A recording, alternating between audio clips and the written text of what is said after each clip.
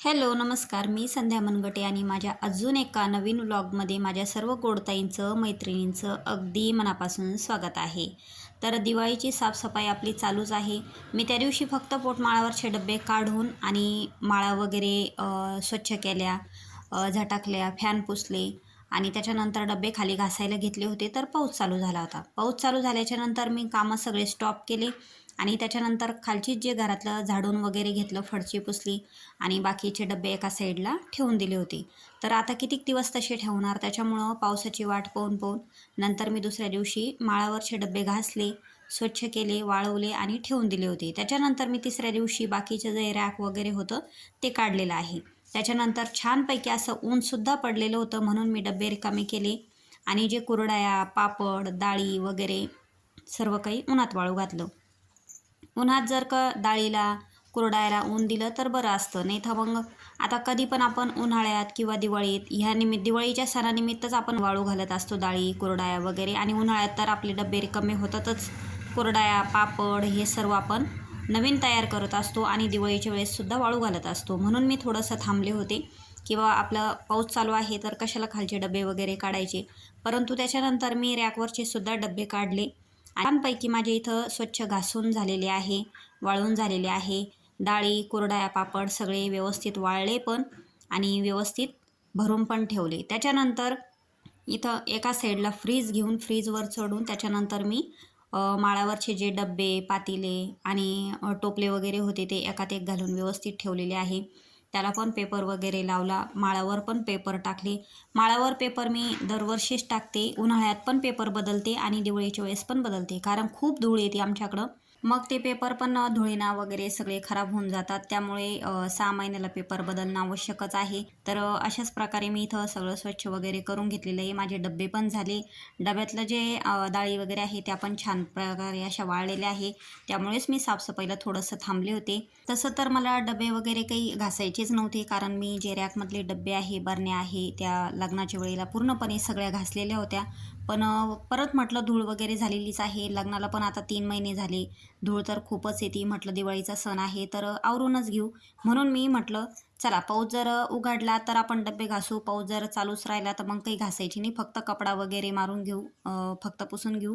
परंतु पाऊस चांगला उघडलेला आहे, ऊन चांगलं पडलेलं आहे, म्हणून मी हे परत डबे घासायला वगैरे काढलेले आहे. तर थोडंसं इथलं माझं आवरलेलं आहे, तुम्ही बघू शकता. इतका छान असं ज्यावेळेस आपण डबे घासतो त्यावेळेस एवढं सुंदर दिसतं, एवढं भारी दिसतं. तर माझे डबे माळावरचे रॅकमधले सगळे झालेले आहे. काचाचे जे समजा काचा वगैरे आहे, वाट्या प्लेटा काय जे असेल ते सुद्धा स्वच्छ झालेलं आहे. फक्त आता जे आहे माझं किचन जे आहे स्टाईल वगैरे घासायचं तेच राहिलेलं आहे. जवळपास इथं 4 वाजले होते पूर्ण आवरायला, आणि कडक ऊन पडलं की आपल्याला कामाला खूप उत्साह येतो. जे आहे ते वाळू घालायचं, डबे पण पटपट वाळतात, भांडे पण वाळतात. तर माझे जे मोठाले डबे, रॅकमधले डबे, बरण्या जे लावायला आहे, तर मला इथं 4 ते 4:15 झाले होते.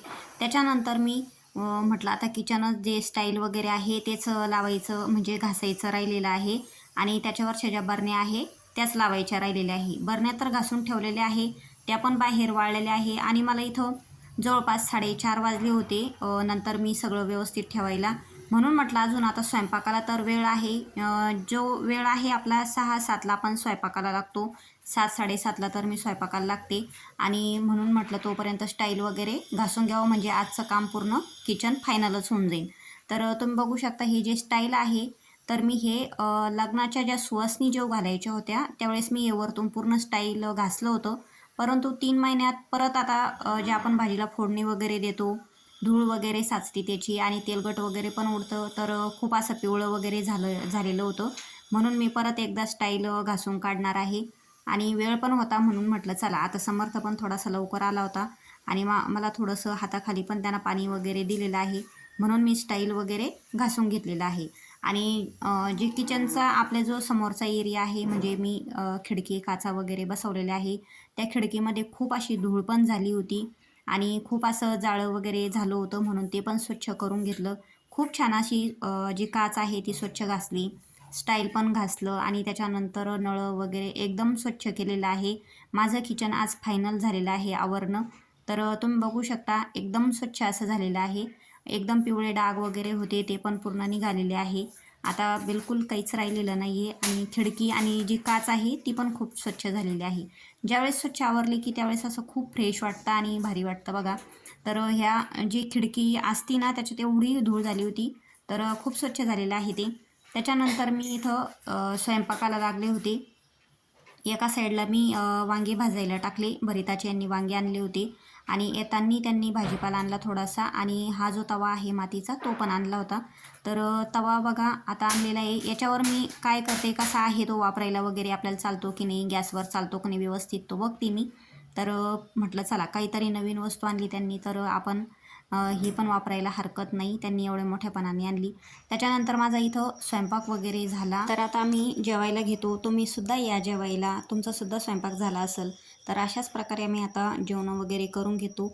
जेवण झाल्याच्यानंतर मी भांडे एका साईडला जमा करून ठेवले आणि त्याच्यानंतर हे छोटे जे फडचे आहे त्याच्यावर मी पेपर अंथरून घेते.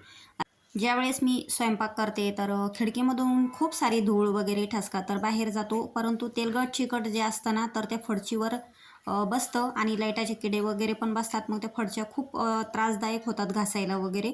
म्हणून मी थोडंसं पेपर वगैरे आथरलं का फडशा बिलकुल खराब होत नाही आणि पेपर बदलायचंच काम असतं फक्त. म्हणून मी इथं छोटे छोटे पेपर असे त्याच मापाचे बरोबर कट करून आणि घडी वगैरे मारून अशा प्रकारे लावून देत असते. आता याच्यावरच्या बरण्या ज्या आहे त्या तर छान प्रकारे अशा वाळलेल्या आहे बाहेर. बरण्यातलं जे साहित्य आहे ते पण वाळलेलं आहे. आता इथं माझं किचन तर आवरणं फायनल झालेलं आहे. तुमचंसुद्धा पूर्ण दिवाळीची साफसफाई झालेलीच असेल. मलाच थोडासा वेळ झालेला आहे. इथून पुढे आता फराळाची वगैरे तयारी आहे. तर अशाच प्रकारे जे कप वगैरे होते ते पण लावून घेणार आहे आणि ज्यावेळेस आपली पूर्ण स्वच्छता होती त्यावेळेस खरंच खूप भारी वाटतं बघा. तर याच्यावरच्या सुद्धा बरण्या कप लावेपर्यंत मला 10:30 वाजले होते. आता ह्या बरण्या कप लावणं झाल्यावर मी पण आराम करते. तुम्हीसुद्धा आराम करा. आजचा व्हिडिओ कसा वाटला नक्कीच सांगा. व्हिडिओ आवडला तर लाईक करा, चॅनलला सबस्क्राईब करा. माझ्या सर्व गोडताईंना शुभरात्री.